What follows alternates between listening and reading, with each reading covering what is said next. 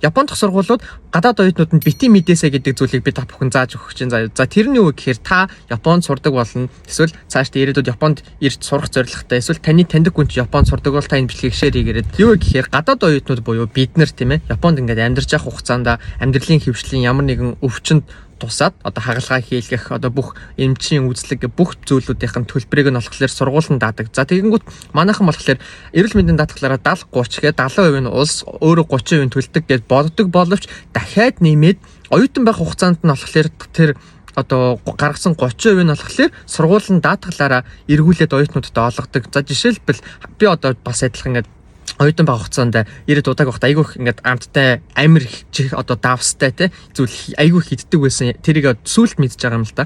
Тэгээд айгүй их халуун ногоотой зүйл иддэг байсан. Тэгээд ходоод нэг ингээд жижигхэн одоо өвдөд байгаа юм шиг болоод тэгээд явуулаад ингээд багахгүй нилээн бас мөнгө ингээд зарцуулсан. Тэгээд тэрийгээ сүулт нь мэдээгүй байж байгаа зүгээр л ингээд баримтуудаа яг цуглууллаа бэжсэн. Тэгээд өөр ингээд жоох төлчлөөг явж исэн чинь тэрийг сүулт мэдээ сургуультаа өгсөн чинь яг ингээд 100% эргүүлээд өгчээсэн.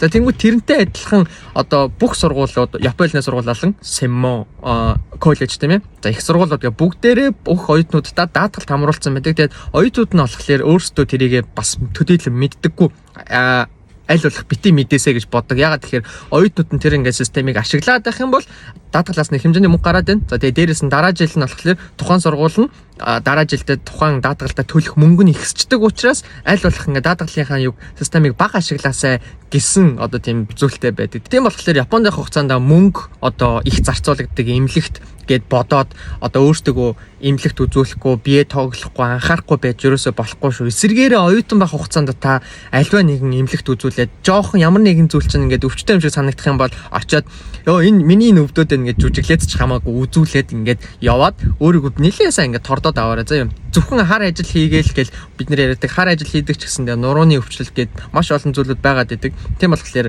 өөрсөндөө мэдээж ашигтайгаар энийг бас ингээд ашиглавал зүгээр. Ягаад тэгэхээр бид нар чинь төлбөрөө төлцөн тэр төлбөрт нь нөгөө нэг сургалтын төлбөрт болохоор тэр даатгалд хамруулах систем гэдэг бүх зүйлүүд нь ерөөд орцсон байдаг. Тэгэхээр яг энийг ингээд бас авахд зарим нэг болцлоод байдаг. Зарим сургуулиуд болохоор нэг өвчин дээр 2 удаагийн одоо шинсэ хийн гэж тэцэзөгийг хийгэрээ гэдэг. Тэрний үг гэхээр 2 удаа гэдэг нь болохоор одоо магадгүй ходоодны өвчлөлтөө болчлоо гэж бодоход та нэг удаа ингээд баримтуудаа цуглуулад нэг удаа дахиад тэр өвчин чинь сэтэрчлээ дахиад нэг сар гарan 2 сар гарan ч юм уу явж байгаа дахиад одоо төлбөрөө төлж дуусныхаа дараа 2 дахь удаага гэд нэгтгээд одоо баримтуудаа гаргах хэрэгтэй. Нэг үзүүлчихэд маргааш нь баримтаа барьж очиод дахиад нэг үзүүлчихэд баримтаа барьж очиод хагалгаанд орлоо гэдээ дахиж баримтаа барьж очиод болохгүй. Тэгэх юм бол дээдлийнх нөгөө тоог нь одоо хитэрчдэг учраас үлдсэн мөнгө чинь гаргаж өгдөггүй. Тийм болохоор сургуультай ерөнхийдөө эртхэн хэлчихэд баримтуудаа цуглуулж агаад нэг удаа өгчүүл зүгээр байдаг шүү. За тэгээд ангийнхаа өөр гадаад улсын оюутнуудтай хэлээд нууц задлаад байва манайхаа зөвхөн өөрсөндөө л мэдээд авчаарай заяа.